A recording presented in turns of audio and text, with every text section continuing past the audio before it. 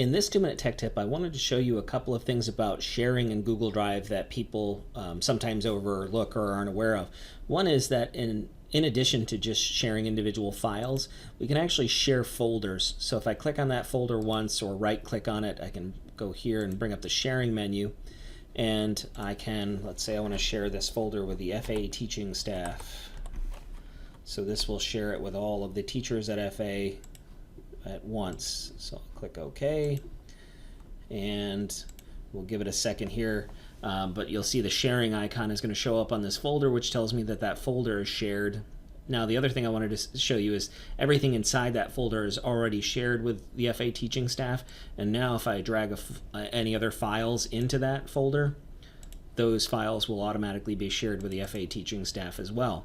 So all of these documents inside the folder are now shared. It's going to take a second for the little icons to show up.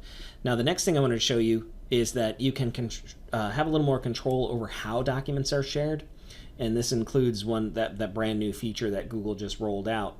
So if I bring up the menu for this one and go to Advanced, one thing I wanted you to see is that if we change this to Can View, so if we just wanted the FA staff to be able to look at this document but not edit it, if I check this box, this will also prevent them from being able to download, print, or copy that document. So again, if we want it to be a little more protected, we can do that.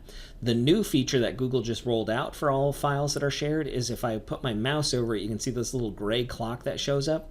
This will set an expiration date for sharing. So if I click on this, you'll see that it says we can give them access, whatever level of access we want, and we can set a date that we no longer want them to have access. So we can set it to a week, we can set it to a month, or we can set a custom date. Once it hits that custom date, the document is automatically removed from sharing with them, and they'll no longer have access to it. Okay, so hopefully those are a couple of features that you'll find useful in working with your students and your colleagues.